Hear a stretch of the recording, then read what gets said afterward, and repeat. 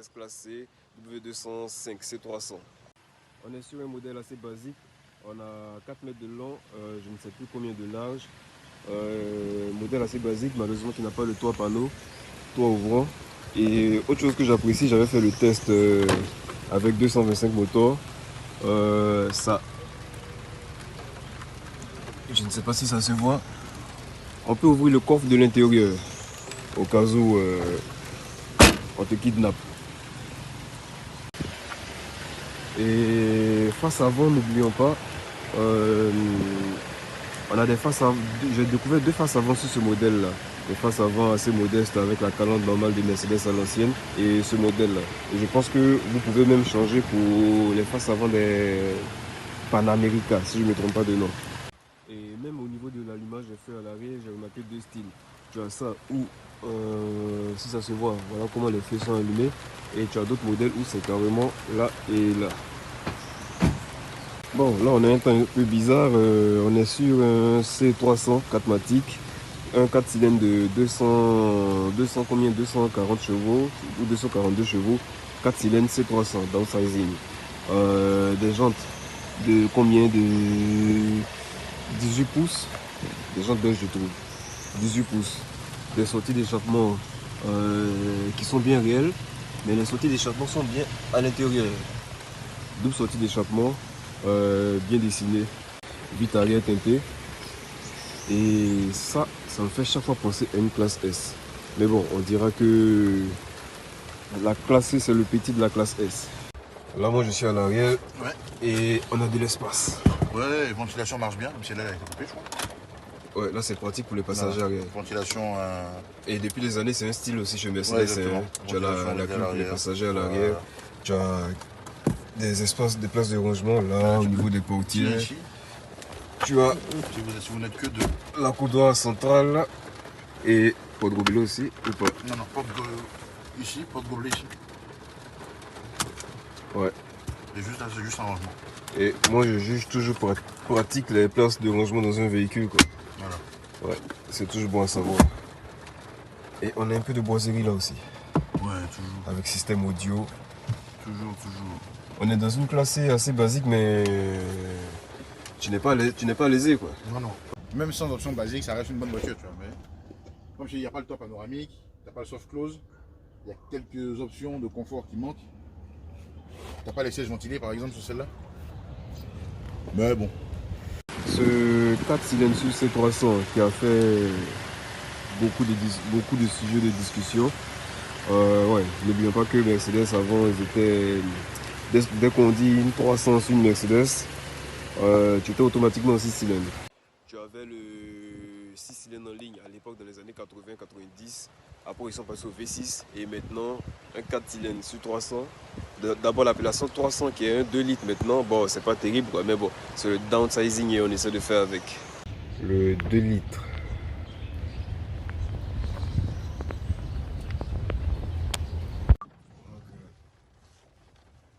Ok, je laisse.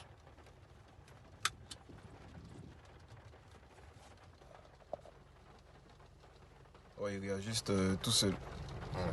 Et à la fin, il met un dernier coup de pression pour vraiment te donner. Ouais, du coup, vous ne carrément pas oublier.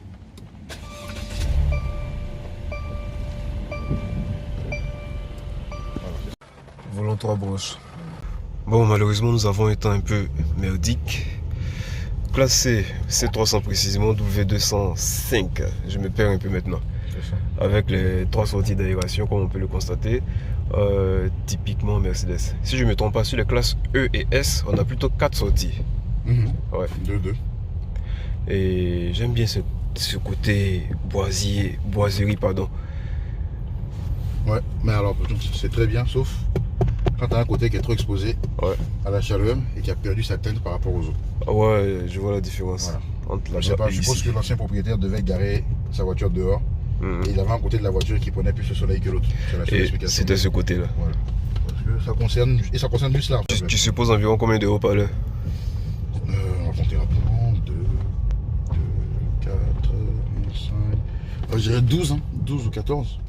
Et pourtant, on n'est pas sur une classe S. Non. On est sur une petite S.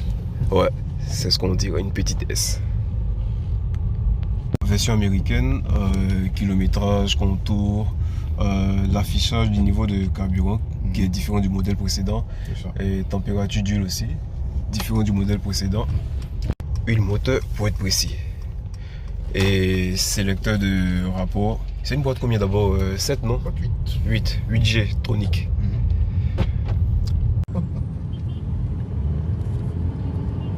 Petite accélération. Là, je te rappellerai, tu es en mode confort. Ah putain, en plus. Ouais. Donc là on est passé en sport plus. Je roule tranquille mais je suis depuis à 3000 tours. Ah ouais, Ah ouais, le bruit est différent. bah oui. Un plaisir de conduite totalement différent. À cause de la pluie, j'ai vu déjà certaines choses. Chaussée glissante. Par contre, j'ai constaté que le bruit a changé déjà. Et 4 roues motrices. Ah ouais. Encore le bruit au passage de rapport, non? Ouais. Ok. Donc Ouais. en sport plus, tu auras capé ouvert complètement. Par contre, ça c'est Et en quoi sport à savoir? confort, tu peux l'avoir en normal. En fait, c'est le. Je sais pas comment je vais dire ça. La boîte noire qui est dedans est la même pour tous. C'est les options qui sont dedans qui diffèrent. Ouais. Donc en fait, quand tu fais ta reprogrammation, c'est des réglages. Tu débloques des options qui ont été fermées par Mercedes volontairement. Ouais. Tu les ouvres en fait pour ta voiture. Et donc en fonction de ta reprogrammation, tu peux décider d'augmenter ton pop, diminuer ton pop, augmenter la puissance, diminuer la puissance, régler des trucs. C'est un truc qui se fait, tu peux le faire vraiment à la guise quoi. Ouais. Généralement les gens achètent des kits. Si tu peux faire en gros c'est une sorte de kit préfet qui te dit bah, tu fais ça, tu auras telle option. Mais sinon tu peux faire. C'est carrément à volonté quoi. Ouais, tu peux vraiment le faire à volonté. Ceux qui prennent le temps de le faire eux-mêmes peuvent vraiment modifier les trucs à volonté. Après une reprog ça peut être dangereux. Ça par contre c'est la question que je me pose chaque fois. Tu fais des reprogs, tu passes stage 1, stage 2, stage 3 même, mais tu vas faire combien de temps avec ta voiture? Ça dépend, c'est ce que je dis. Tu vois, si tu es rendu à faire un stage 3 et que tu as forgé ton moteur, tu as forgé tes pistons, tu as forgé tout ce qu'il y avait à faire, tu pourras tenir longtemps parce que tu as dépensé énormément d'argent pour renforcer tous les éléments du moteur. Mais généralement, peu de gens le font. C'est-à-dire qu'on fait stage 1, stage 2 sans forcément tout forger. Et le risque, c'est que à force d'utiliser ta voiture à fond, tu vas faire péter. En vrai, ça peut diminuer la durée de vie de ta voiture de peut-être 70-80%. En vrai, une voiture un moteur qui devrait faire 5 ans avec une reprog, à force de forcer, il fera peut-être 1 an, 1 an et demi. Et puis en même temps, est-ce que lorsque tu fais tes reprogs et tout, tout est fonction de comment tu conduis aussi? Ouais, bien sûr, c'est ce que je dis. Ouais. Puisqu'il y a plusieurs modes. Je peux décider de rouler en mode confort quasiment tout le temps. Malgré la reprog. Malgré la reprog. Du coup, ça fera rien. Si une fois de temps en temps, j'ai même ma reprog pour faire l'imbécile une soirée, un week-end ou peu importe, c'est pas grave. Voilà, c'est la question que je me Il faut pas aussi rouler comme un animal toujours. C'est ça la vraie différence. Mais sinon, c'est génial. Ouais. Reprogrammation de boîte. Ça suffisait déjà, non? C'est ce que j'ai dit. J'ai dit que j'ai découvert ça récemment. Je savais qu'on faisait des reprog moteur. Naturellement. Mais attends, j'ai confondu avec réinitialisation. Reprogrammation de boîte. Effectivement. Voilà. Tu reprogrammes ta boîte pour qu'elle ait un changement de rapport différent, pour qu'elle ait un comportement différent, pour aller avec ta reprog du moteur. D'accord. Pour augmenter ta puissance. Parce qu'en fait, bien souvent, la puissance du moteur a du mal à être transmise au reste parce que ta boîte ne suit pas. C'est-à-dire que tu as un moteur de 1000 chevaux, mais tu n'as pas une boîte qui est faite pour. Donc elle n'arrive pas à encaisser la puissance. Donc malgré le fait que tu as un moteur de 1000 chevaux, tu as l'impression que ta voiture n'a pas pris de gain de puissance parce que ta boîte n'arrive pas à retransférer ça correctement aux roues. Quoi. Ouais. Ils sortent. Ils sont plusieurs, hein.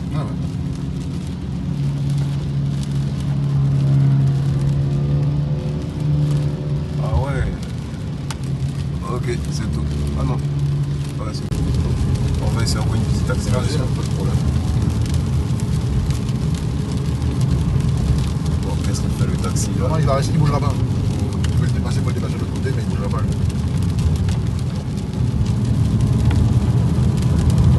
Ah, je m'attendais à rien mettre au gradage. Tu vois, regarde. Il est tombé dans le tunnel.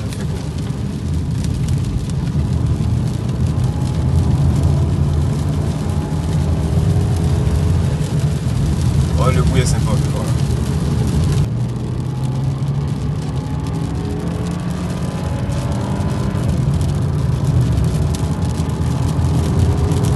Je ne sais pas si on entend le bruit à la l'accélération, c'est vraiment pas mal.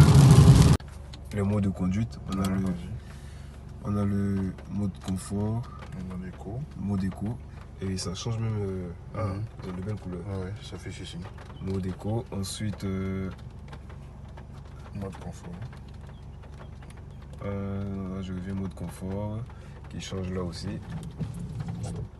Mode sport et mode sport plus.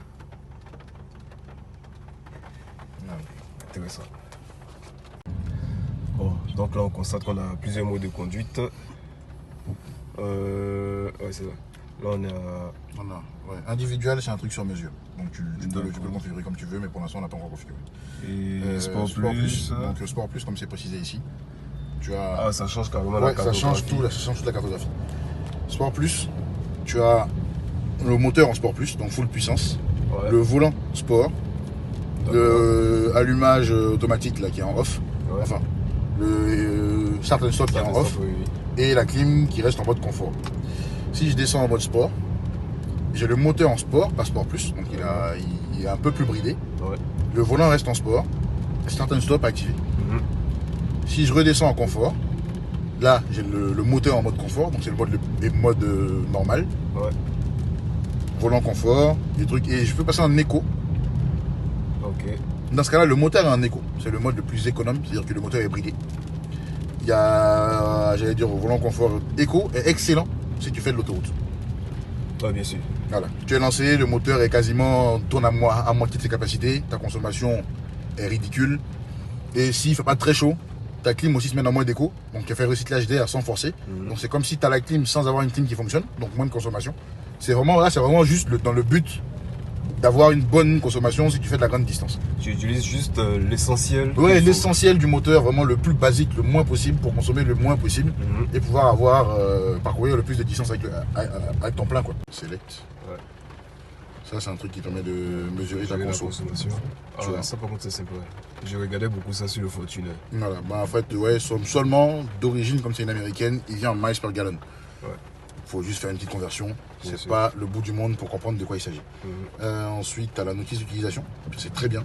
Parce qu'en fait, tu peux avoir ta voiture, acheter une voiture, et moi je l'ai, heureusement. Mais tu peux avoir une voiture et pas avoir le truc. Malheureusement, moi, ma notice est en anglais, par exemple. Et proviseur. Et éclairage de localisation, qui est quand tu fermes ton véhicule ou quand tu l'ouvres. Ouais, bien sûr. Il éclaire les phares et le truc se met pour que tu puisses monter. Et puis voilà, verrouillage automatique aussi, des portes. Section temporisée, donc les 15 secondes où ça reste allumé ou les 30 secondes. Et pareil pour l'éclairage extérieur. Aide à la montée aussi, donc quand tu ouvres la porte, le volant qui rentre et qui sort en fonction de ton réglage. Là, il n'a pas fait tout à l'heure quand tu es monté, parce que je l'ai déjà réglé en rentrée quasi maximum. Donc du coup, il ne va pas ressortir pour rentrer pour te... Voilà. Et voilà, on revient à la confirmation sonore. Donc tout ça se fait directement via le mode réglage véhicule, quoi. Donc c'est assez bien pensé. Pour toi c'est vraiment pratique tout ça. Ouais. Voir aussi dans la voiture. Parce que du coup tu as le manuel complet disponible en français et avec un module de recherche. C'est-à-dire qu'au lieu de passer ton truc à chercher dans le livre quelle page c'est, il y a un mode de recherche. Il suffit que je tape, je sais pas moi, voilà, je tape ce que je veux comme information. Et automatiquement je vais avoir voilà, je peux sélectionner éléments de confort, de sécurité, thématique, peu importe, et tu peux avoir vraiment l'information directe de ton véhicule sur la voiture. Donc voilà, là c'était pour le côté d'utilisation. Donc la commande des 4 vitres, commande rétroviseur, ouais c'est ça, rétroviseur gauche, droite. Et commande de rabattage des rétroviseurs aussi. Effectivement. Ça c'est toujours. Commande des sièges électriques bien sûr. Et ça c'est pour verrouiller les vitres. Siège et portière arrière en fait, ça le fait en même temps. D'accord. Et bon, verrouillage. Déverrouillage. Rappelez un truc. J'avais vu ça sur internet. Ça. Un instant. Ouais. Lorsque tu as des objets de valeur dans le coffre, tu verrouilles ton coffre. Tu verrouilles comme ça. Et du coup, impossible à ouvrir sauf avec la clé. Effectivement. Ça c'est un truc que je trouve toujours pratique. Ah ouais. ceux qui ne veulent pas s'emmerder avec la clé, tu achètes ça, tu as ton mode start and stop au calme. Bien pratique. Ouais. Et là je constate, ouais, style Mercedes, on a le régulateur et limitateur de vitesse ici. Ici. Ouais. Ah, et en tant que passager, on n'est pas coincé. Hein. Pas du tout, on est même peut-être un peu mieux assis même que. J'imagine alors ceux qui sont dans un classe S, comment ils sont vraiment à l'aise. Bah, ils sont à l'aise. Ouais. Ils sont vraiment à l'aise. Sans oublier les. Comment on dit ça? Les réglages au niveau de la console centrale. Ouais. Là, ils ont carrément changé tout du ce qui est là, modèle c'est la précédent. clim. Tout ce qui est là, c'est la clim. Tout ce qui est là, c'est la clim. Et ça? Ça, c'est le bouton, le gros bouton qui te fait en fait passer en mode clim sur l'écran central. Par contre, ce que je trouve dommage sur l'écran central. C'est le menu en fait. Ouais. Ce que je trouve dommage sur l'écran central, bon, c'était on critiquait déjà à l'époque, il n'est pas tactile, machin.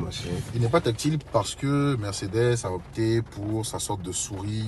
Ouais, la molette. Non, il y a la molette, mais il y a une souris tactile, un truc qui marche, qui est tactile en vrai. C'est juste que c'est vrai que c'est plus pratique pour un conducteur d'avoir sa main ici que de lever la main pour aller vers l'écran. C'est juste un choix. Mais bon, certains ont critiqué du fait que ça te déconcentre légèrement quand tu conduis. Tu vas légèrement regarder là pour gérer. Ouais, mais en vrai.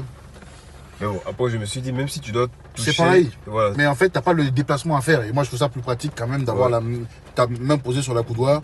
Je règle ce que j'ai à régler. C'est plus intuitif pour moi que d'aller lever la main pour toucher un écran. Ouais, donc, pour revenir au truc, ce que je trouve dommage, c'est. Tu as l'impression que l'écran il est énorme, mais toute cette partie autour là réduit la taille de l'écran. Ouais. Et ça, je trouve ça quand même assez dommage. Ouais, mais ça a été résolu sur les modèles d'après maintenant. Tout le tableau est à l'écran. Ils ont suivi les critiques des utilisateurs. Après, n'oublions pas, hein, on oublie, mais cette voiture-là, quand même, date de 2014, au moment où elle est sortie. C'est pas la même réalité à l'époque que ce qu'on a maintenant aussi. Ouais, donc, il faut comprendre qu'effectivement, en 7 ans maintenant, beaucoup de choses ont changé. Et voilà, là, vraiment, donc là, c'est pour les boutons qui sont là. Et tout là, c'est vraiment la clim. Donc, ça, c'est pour allumer et couper la clim. Recyclage d'air. Synchroniser gauche et droite. Parce qu'en fait, c'est une clim bizone. Donc, tu peux monter ici et baisser ici, par exemple. Et en fait, si tu veux, tu synchronises les deux. De manière à ce que, quand je monte ici, ça monte des deux côtés. Et pas d'un seul. Et donc là, du coup, je désélectionne. Et là, si je monte ici, ça ne monte qu'ici et pas ici. Voilà. Et sélecteur de vitesse ici. Là, la petite palette au volant. P normalement, je bouge comme ça. Marche arrière. Naturel. Ah, ça j'avais oublié, c'est sympa ça. Caméra de recul en même temps. Et là. Là, si vous voyez la différence d'affichage. Angle large. Si je décide, si je suis dans un moment un peu coincé et que je veux voir vraiment tout ce qu'il y a sur le bord avant de partir, il te fait l'affichage en angle large. C'est bon à savoir. Et là, je peux revenir en vision normale. Ok. Un peu en mode 4K. Voilà, c'est ça. Donc, angle large qui grandit. Et là, si tu vas en D. Là, je le mets en P. On revient normal. Et sans oublier aussi les commandes de. Comment on dit ça? De phare? De phare, merci. Typiquement Mercedes. Là, moi aussi, je suis toujours en mode auto. Ah ouais? Pourquoi s'emmerder du coup? Ouais. Effectivement. C'est ça qui n'en a pas. Donc là, on a les commandes de siège à préciser. Et Mercedes, c'est le style depuis des années. Toujours dans la portière. Ouais, toujours ici. Et c'est bon à savoir. En plus, ça, pour régler cette partie-là.